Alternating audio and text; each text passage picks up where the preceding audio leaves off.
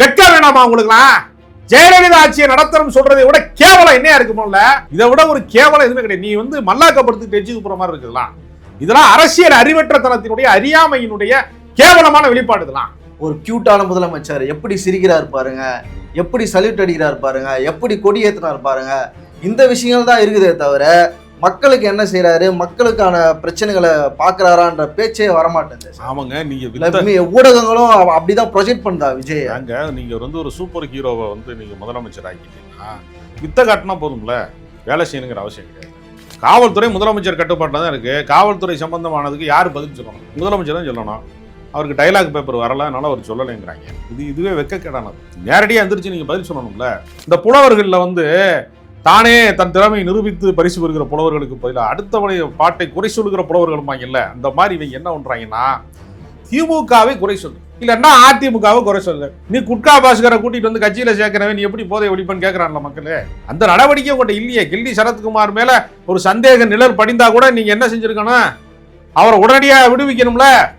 ஜெயலலிதா ஆட்சியை நடத்துறோம்ங்கிறியா? ஜெயலலிதா விடுவிப்பாங்கல்ல இந்த மாதிரி ஆளுகளை.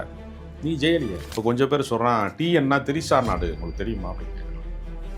திரிசாவோடு உங்களுக்கு நட்பு இருக்கிறதோ, தோழமை இருக்கிறதோ, அன்பு இருக்கிறதோ, காதல் என்னவும் இருந்துட்டு போகுது. அது தனிப்பட்ட விவகாரம், அதை நான் பேச மாட்டேன்.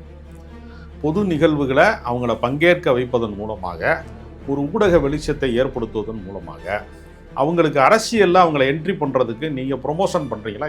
அதான் என்னோட கேள்வி. திரிசாவை நார்மலைஸ் பண்ணுறாங்க, அவ்வளோதான். திரிசாவை அவர்கள் அரசியலுக்கு கொண்டு வருவதற்கு. ஏன்னா இப்போ தான் குடும்ப பிரச்சனைகள்லாம் தீர்ந்துருச்சு, கோர்ட்டு கேஸ்லாம் வாபஸ் ஆகிடுச்சு, நார்மல் ஆகிடுச்சு அப்படின்னு சொல்லிக்கிட்டு இருக்கும்போது மீண்டும் திரிசா ரீஎன்ட்ரி ஆகுறாங்க அப்படின்னு நீங்கள் காட்டுறது மூலமாக மக்களுக்கு ஒரு செய்தி சொல்லப்படுகிறது.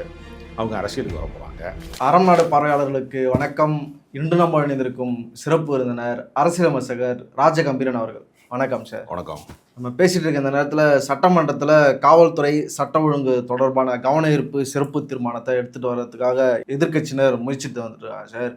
இப்போது இந்த 7 நாளில் பல கொலைகள் நடந்திருக்கு சார். எல்லாமே அடித்து கொல்லப்பட்டவர்கள் தான் மாணவர்களுக்கு இடையிலான அது கோஷ்டி மோதல்னு சொல்கிறாங்க. ஆனால் கல்லூரியில் நிலவுகிற போதைப் பொருள்கள் நடமாட்டத்திற்கு எதிராக புகார் அளித்ததுனால அந்த மாணவர்களை அடித்து கொண்டிருக்கிறத நம்மளால் பார்க்க முடியுது. அதுக்காக சென்னையில் தனுஷ்ன்ற மாணவர் வீட்டுக்கு அமைச்சர்கள் ஆதவர்ஜனாவும் ராஜ்மோகனும் போகிறாங்க. அவர்களை இங்கே இருக்காதீங்க போங்க அப்படின்ட்டு அவரை விரட்டி அடிப்பதை நம்மளால் பார்க்க முடியுது. கோவையில் அமுதன் அவருடைய கொலை வழக்கம் ஒரு மிகப்பெரிய பேசு பொருளாக மாறி இருக்கு. இப்போது மாணவர்களுக்கு இடையிலான இந்த கொலை அந்த எண்ணங்களை எப்படி பார்க்கறது? புகார் அளித்தவர்களுக்கே ஒரு சட்ட பாதுகாப்பு இல்லை அப்படின்ற விஷயமும் இதில் ஒரு நூலாக வந்துட்டுருக்கு. எப்படி பார்க்குறீங்க சார் இந்த விஷயங்களை? இந்த ஆட்சியிலே நாங்கள் போதைப் பொருளை முற்றிலுமாக ஒழித்து விட போகிறோம், சிங்கப்பெண் அதிரடிப்படையெல்லாம் உருவாக்கிட்டோம், வாட்ஸ்அப் எண்ணை அறிமுகப்படுத்திட்டோம் என்றெல்லாம் பேசுகிற இதே அரசாங்கம் ஒரு குற்றம் நடந்தபோது அந்த குற்றத்தை மறைப்பதற்கு முயற்சி செய்கிறார்கள். அமுதன் என்கிற மாணவன் கோஷ்டி மோதலிலே கொல்லப்பட்டான் என்று சொல்வதற்கு 2 உள்நோக்கம் இருக்கிறது. ஒன்று, அந்த இந்துஸ்தான் கல்லூரி என்று சொல்லக்கூடிய அந்த கோயம்புத்தூரில் இருக்கக்கூடிய தனியார் இன்ஜினியரிங் கல்லூரி மாணவர்களுக்கு பாதுகாப்பு இல்லாத ஒரு கல்லூரி என்று சொன்னால் அவர்கள் கல்வி வியாபாரம் படுத்துகிறோம். அதனால் அவங்க என்ன சொல்கிறாங்கன்னா, சமையல்காரனோட சண்டை போட்டாங்க, அனீஸ்னு ஒரு மாணவன் சண்டை போட்டான், இவன் கூட இருந்த சமையல்காரனை அடித்தான் அப்படின்னு ஒரு வழக்கு இருக்குது மேலே அப்படின்னு அதை சொல்லி திசை திருப்புவதற்கு கல்லூரி நிர்வாகம் முயற்சி செய்யுது. போலீஸ் ஒரு கதை சொல்லுது. நான் கதை சொல்லுதுன்னா, மாணவர்களுடைய அறையில் தனியாக ஒரு வீடு எடுத்து தங்குவாங்க சில பேர். அதில் இளவரசன் என்கிற ஒருவருடைய வீட்டினுடைய அறைக்குள்ளே போய் செல்ஃபோனை திருடுனாங்க. அதுவும் செல்ஃபோனை கும்பலாக போய் திருடினாங்க. இப்போ எத்தனை செல்ஃபோன் திருடினாங்கன்னு தெரியல, திருடினாங்க. அதில் வெரைட்டி பிடிக்கும் போது இந்த அமுதனுக்கு மட்டும் மாஸ்க் சினிமா கதை மாதிரியே இருக்கும், மாஸ்க் கலண்டு விழுந்துருச்சு. அதில் பிடிபட்டுட்டான், க்ளோஸ்அப் ஷாட்டில் பார்த்துட்டோம் நாங்கள் அப்படின்னு அமுதன் செல்ஃபோன் திருடுனான்னு ஒரு குற்றச்சாட்டை காவல்துறை சொல்லுது. அதனுடைய விளைவாகத்தான் அவனை அடித்து கொண்டுட்டாங்க. வேடிக்கை என்னென்னா, ஒரு தொடக்கப்பள்ளி ஆசிரியர் அவங்க அப்பா, அமுதனுடைய அப்பா ஒரு பள்ளிக்கூட ஆசிரியர். அவர் நல்ல நிலையில் இருக்கக்கூடிய ஒரு குடும்பம். செல்ஃபோன் திருடக்கூடிய அளவிற்கு ஒரு தனியார் கல்லூரியில் ஒரு பணம் கட்டி படிக்க வைக்கிறாங்க லட்சக்கணக்கில்னா, செல்ஃபோன் திருடக்கூடிய அளவுக்கு இப்போ ஸ்கூல் பிள்ளைகளுக்கே வாங்கி கொடுக்குறாங்க. இப்போ கேம்ஸ் விளையாடுது அது, இல்லாட்டினா அது அழுகும் அப்படின்னு சொல்லி குழந்தைக்கே செல்ஃபோன் கொடுக்குறாங்க. இப்போ ஒரு கல்லூரி மாணவன் கள்ளக்குறிச்சியில் இருந்து அவன் வந்து கோயம்புத்தூரில் போய் படிக்கிறான், அவனுக்கு ஃபோன் வாங்கி கொடுக்க மாட்டாங்களா? அவன் போய் திருடுவான் அவன். இது ஒரு கதை. இப்போ உண்மை என்னன்னா, பாதிக்கப்பட்ட பெற்றோர்கள் என்ன சொல்கிறாங்கன்னா, இந்த போதையில், அதாவது இந்த அடிச்சான்ல சமையல்காரன், அது வந்து போதையில் இருந்தான், அப்போ எங்கேயெல்லாம் புழங்குதுன்னு மாணவர்களுக்கு மத்தியில் ஒரு விசாரணை நடந்தது. அதில் சம்பந்தப்பட்ட உண்மையை சொல்லிட்டான். அதன் விளைவாக அவன் அடித்து கொலை செய்யப்பட்டான். இது பெற்றோர் தரப்பு. இப்போ அரசாங்கம் என்ன நினைக்குதுன்னா, போதைப் பொருள் புழக்கம் இருப்பதை ஒப்புக்கொண்டால் இப்போது ஆண்டு கொண்டிருக்கிற தாவேகா அரசு தோல்வி அடைந்து விட்டது என்று அர்த்தம். அந்த தோல்வியை ஒப்புக்கொள்வதற்கு அவங்க மனம் இல்லை. அவங்கள பொறுத்தவரையில் மோசமான அரசாங்கம்னா அது திமுக அரசாங்கம். திமுக தீய சக்தி, நம்ம தூய சக்தி. தூய சக்தி மேலே எப்படி குற்றச்சாட்டு வந்தால் ஒப்புக்கொள்வது? அதனால அவங்களோட இமேஜை பாதுகாக்கிறதுக்காக தொடர்ச்சியாக பொய்களை வந்து அன்னைக்கே செட் பண்ணிட்டாங்க. சட்டப்பேரவையில் வந்து உதயநிதி வந்து எதிர்கட்சி தலைவர் வந்து கேள்வி கேட்கும் போதே கோஷ்டி மோதலுங்கிற தகவல் அன்னைக்கே சொல்லிட்டாங்க. சிறப்பு கவன ஈர்ப்பு தீர்மானம்னு இன்னைக்கு வந்த பின்னாடி அதே கதையை ஆளு மாத்தி இப்ப நிர்மல்குமார் சொல்ற. நிர்மல்குமார் என்ன சொல்றாருன்னா, சார் சேம் கோயம்புத்தூர் அமுதனுக்கு என்ன நடந்ததோ அதேதான் வந்து சென்னையில தனுஷுக்கும் நடந்திருக்கு. அடுத்த நாளே நடக்குது. இடைவெளியே இல்லை, கால இடைவெளியே இல்லை. இப்ப நான் என்ன கேட்கிறேன், நீ வந்து எங்கெல்லாம் வந்து போதைப் பொருள் புழக்கம் இருக்கிறது என்று சொல்கிறீர்களோ அந்த இடங்களை எல்லாம் அலர்ட் பண்றதுல என்ன வந்து அரசாங்கத்துக்கு என்ன பிரச்சனை இருக்கு? இல்லை சார், நான் ஒரு போதைப் பொருள் உபயோகப்படுத்துறதை நான் பார்க்குறேன், அதை நான் காவல்துறைக்கு வந்து சொல்கிறேன். அந்த தகவல் எப்படி அங்கே கஞ்சா யூஸ் பண்ணுறவங்களுக்கு தெரியுது? அவளுக்கு ஒரு பாதுகாப்பு கொடுக்கணும்ல சார். காவல்துறை அனுமதி இல்லாமல் எந்த போதைப் பொருளையும் விற்க முடியாது. அவங்களுக்கு தெரியும், அவங்களுக்கு அதில் கமிஷன் கிடைக்கும். அவங்க நடவடிக்கை எடுப்பதில் இது நிர்வாக சிக்கல். இது திமுகவா தாவேகாவாங்கிற சண்டையை மறுபடியும் சட்டப்பேரவையில் இன்னைக்கு ஆரம்பிச்சிட்டாங்க. ஆனால் உண்மையிலேயே இது கட்சி பிரச்சனையோ ஆட்சி பிரச்சனையோ இல்லை, இது நிர்வாக சீர்கேடு. பள்ளிக்கூடங்களிலே கல்லூரிகளிலே எங்கெல்லாம் இந்த மாதிரியான புகார்கள் இருக்கிறதோ சிக்கல் இருக்கிறதோ அங்கெல்லாம் சிசிடிவி கேமராவை வந்து நீங்கள் வந்து ஏற்பாடு செய்யுங்க, பொருத்துங்க, கேமரா பொருத்துங்க. எங்கெல்லாம் சிக்கல் இருக்கிறதோ அவர்களுக்கு பாதுகாப்பு வழங்க வேண்டிய காவல்துறையே யார் புகார் அளிக்கிறார்களோ யார் தகவல் சொல்லுகிறார்களோ அவர்களை அடித்துக் கொள்வதற்கான தகவலை அவங்க பரிமாறினாங்கன்னு குற்றச்சாட்டு இருக்கு. அப்போ நம்ம வந்து யாரை நம்பி வந்து பள்ளிக்கூடத்திற்கு நான் குழந்தைகளை அனுப்புவது, கல்லூரிக்கு வந்து எப்படி வந்து இளைஞர்களை அனுப்புவது? இல்லை, அவங்களுடைய மென்டாலிட்டியுமே மாறிடுச்சா சார்? இப்போ சக மாணவர்களே தன்னோடு படிக்கிற மாணவர்களை அடிச்சே கொள்றாங்கன்னா எப்படி சார் புரிஞ்சுக்கலாம்? இது என்னால் கற்பனையே பண்ண முடியல. ஏன்னா சக மாணவர்களுக்கு தான் டிஃபன் கேரியரில் தான் கொண்டு வந்த டிஃபன் பாக்ஸில் இருந்து உணவை பரிமாறுவார்கள் என்றுதான் நம்ம பார்த்துருக்கோம். அடித்து கொள்ளுவாங்கிறதெல்லாம் நம்மளால் கற்பனையே செய்ய முடியல. பள்ளிக்கூடம் கல்லூரி மாணவர்களுக்கு மத்தியில் ஒருவரை ஒருவர் வந்து அன்பு பாராட்டுவார்கள், காம்படிஷன் இருக்குமே தவிர இந்த மாதிரியான வன்மம் கொலை வெறியெல்லாம் நமக்கு வந்து கேள்விப்பட்டதே இல்லை. இதெல்லாம் அரங்கேறுகிறது என்றால் இதை தடுக்க வேண்டிய அரசாங்கம் கடந்த கால அரசின் மீதான குற்றச்சாட்டாக மாற்றுறதுக்கு மட்டுமே முயற்சி செய்கிறாங்க. இன்னைக்கு வந்து பார்த்தீங்கன்னா அமைச்சர் நிர்மல்குமார் வந்து ஜாபர் சாதிக்குன்னு ஒருத்தர் உங்கள் ஆட்சியில் கைது செய்யப்பட்டார்னு பேசிக்கிட்டு இருக்காரு. உதயநிதி சொல்கிறாரு, உங்கள் ஆட்சியில் வந்து கில்லி சரத்குமார் என்ன பண்ணார், பவுடரை எப்படி யூஸ் பண்ணார், நாங்கள் நீக்கிட்டோம் ஜாபர் சாதிக்கு, நீங்கள் நீக்கினீங்களான்னு கேட்குறாரு. இன்னொரு கொடுமை என்னென்னா, ஜாபர் சாதிக் மீது போடப்பட்ட வழக்கில் அவர் போதைப் பொருள் கடத்தியதற்கான எந்த ஆதாரமுமே இல்லை. அவர் மேலே இப்போ தொடர்கிற வழக்கு, அதனால ஜாமீன் கொடுத்தாங்க. அதில் ஜாமீன் கிடைக்காது, கொடுக்க மாட்டாங்க. அவருக்கு ஜாமீன் கொடுத்து இப்போ வந்து வருமானத்துக்கு அதிகமாக சொத்து வச்சிருக்கிறாரு. அந்த கணக்கு வழக்கு அமலாக்கத்துறை விசாரணை தான் அவர் மேலே நடக்குதே தவிர போதைப் பொருள் வழக்குல இருந்து அவர் விடுவிக்கப்பட்டாரு. இன்னும் அதையே சொல்றாங்க. எத்தனை வருஷம் ஆச்சு பாருங்க, அது ஏறத்தாழ 2 ஆண்டுகளுக்கு மேலே விட்டது. இன்னும் அதையே சொல்றாங்க. அது இன்னொரு விஷயம் என்னன்னா, ஜாபர் சாதிக்கு வந்து முதலமைச்சர் பார்த்துட்டாரு அப்படிங்கிறதுனால அதை அந்த போட்டோவை வச்சு அரசியல் பண்றாங்க. அது உண்மை என்னன்னா, அவர் சினிமா தயாரிப்பாளருங்கிற முறையில் அப்பாயின்மெண்ட் வாங்கினது இயக்குனர் அமீர். இவர் கூட தான் போனார். இவர் கட்சியில் ஏதோ ஒரு அணியில் இருந்தாரே தவிர இவர் முதன்மையான பொறுப்புலாம் இல்லை. முதலமைச்சர் குடும்பத்தோடலாம் இவருக்கு எந்த தொடர்புமே இல்லை. போட்டோ எடுக்கிறதுனாலேயே ஒரு ஆளை வந்து அந்த குடும்பத்தோட தொடர்புடையவன்னு சொல்கிறது மாதிரி அயோக்கியத்தனம் எதுவுமே கிடையாது. ஏன்னா ஒரு கட்சி தலைவர் பல ப்ரோக்ராமுக்கு போகும்போது பலரோட ஃபோட்டோ எடுப்பாங்க. அது மட்டுமே ஆதாரம் கிடையாது.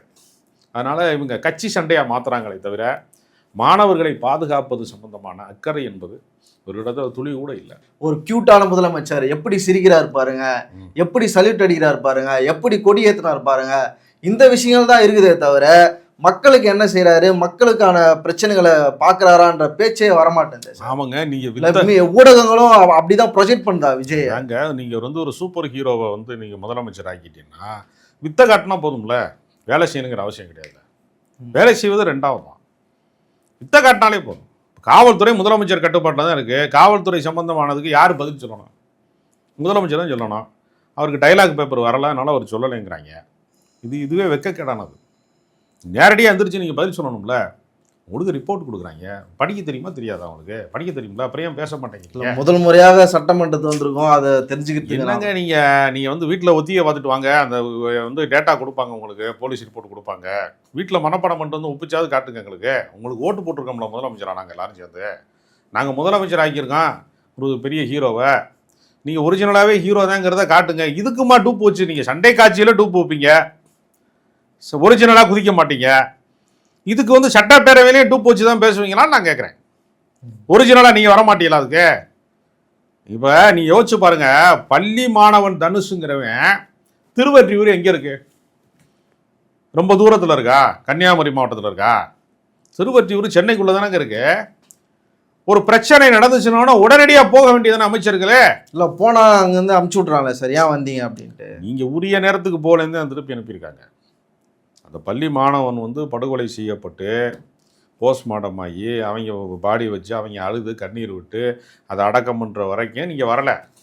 எல்லாம் முடிஞ்ச உடனே சேஃப்டி, அதாவது போலீஸ் அலாட் பண்ணுறாங்களாம் அமைச்சர்கள். ஏன்னா மக்களை பாதுகாக்கிறதுக்கு நீங்களா, உங்களை பாதுகாக்கிறதுக்கு போலீஸாங்கிறதே நமக்கு புரியலை. இப்போ காவல்துறை உங்கள் கட்டுப்பாட்டில் இல்லையா? நம்முடைய கேள்வி ரொம்ப எளிமையானது.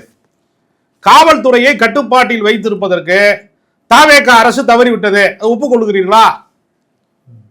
ஒரு பள்ளி மாணவனுக்கு பாதுகாப்பு கொடுக்க முடியலன்னா இது என்ன அரசாங்கம் நான் கேட்கிறேன். இது எதுக்கு அரசாங்கம்? நீங்களே ராஜினாமா பண்ணிட்டு போயிருங்க. நடவடிக்கை எடுக்க துப்பு இல்லை உங்களுக்கு. என்ன நடவடிக்கை எடுத்திருக்கீங்க? நீங்க வேடிக்கை பார்த்துட்டு வர்றதா அந்த குடும்பத்தை போய்? அதுவா நடவடிக்கை? எங்கெல்லாம் வந்து போதைப் பொருள் புழக்கம் இருக்கா வேட்டையாடணும்ல நீங்க. அந்த பாதிக்கப்பட்ட மாணவர்களுக்கு கவுன்சிலிங் நடத்தணும்ல. சும்மா ஒப்புக்கு வந்து பதில் சொல்லிட்டு இருக்கிறது. கடந்த கால ஆட்சியில் என்ன நடந்துச்சு? திமுகவை திட்டுவதை கழித்து விட்டு இவங்களுக்கு ஒரு அரசியல் அறிவுமே இல்லைங்கிறது தான். சட்டப்பேரவை நடவடிக்கையாக இருக்கட்டும், பேட்டி கொடுக்கறதா இருக்கட்டும், என்ன நடந்தாலும் சரி திமுகவை குறை சொல்லு.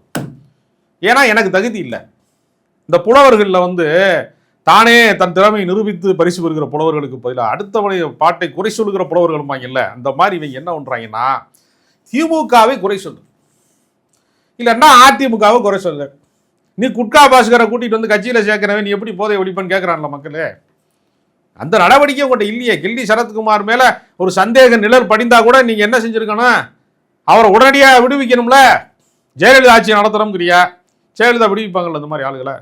நீ ஜெயலலிதா ஆட்சியும் கிடையாது, அதை விட மோசமான காட்டு தற்பாரம் நடத்துறீங்களான்னு ஒரு கேள்வி இருக்குது. இல்லை இப்போ அடுத்த ஜெயலலிதா வந்து உருவாகிட்டு இருக்காங்க அப்படின்ற மாதிரி தான் சொல்றதுக்கு வைக்க வேணாமான்னு நான் கேட்குறேன். ஜெயலலிதா ஆட்சி ஒரு காட்டு தற்பாரு. தமிழ்நாட்டை சீரழித்த ஆட்சிகளில் ஒன்று ஜெயலலிதா ஆட்சியே. ஜெயலலிதா ஆட்சி நல்லாட்சியா? ஒரே கையெழுத்துல 1.5 லட்சம் பேர் அரசு ஊழியர்களை நீக்கின ஆட்சி இது. எஸ்மா டெஸ்மா மாதிரி கருப்பு சட்டங்களை போட்ட ஆட்சி, ஆடு கோழி வெட்டக்கூடாதுன்னு தடை செய்த ஆட்சி, மதமாற்ற தடை சட்டம் போட்ட ஆட்சி. அது நல்ல ஆட்சி. அது வளர்ப்பு மகன் கல்யாணம் நடந்த ஆட்சி. பல ஆயிரம் கோடி ஊழல் செஞ்சு அமலாக்கத்துறையில தண்டிக்கப்பட்டவங்க, அவங்களே சிறைக்கு போன முதலமைச்சர். வெக்க வேணாமா உங்களுக்குலாம்?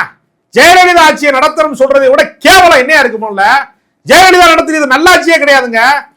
நீ காமராஜர் ஆட்சின்னு சொன்னா கூட பரவாயில்ல, நீ ஜெயலலிதா ஆட்சி நடத்துறோங்கிறிய, இது வெக்ககரமானது.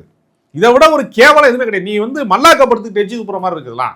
இதெல்லாம் அரசியல் அறிவற்றத்தனத்தினுடைய அறியாமையினுடைய கேவலமான வெளிப்பாடு. இதெல்லாம் முதல் முறையாக கோட்டை கொட்டலத்தில் கொடியேற்றிய விஜய் அப்படின்னு இப்பதான் சுதந்திரம் அடைந்து முதல் முறையாக கோட்டையில் வந்து கொடியேற்றுற மாதிரி நியூஸ் எல்லாருமே போட்டாங்க சார்.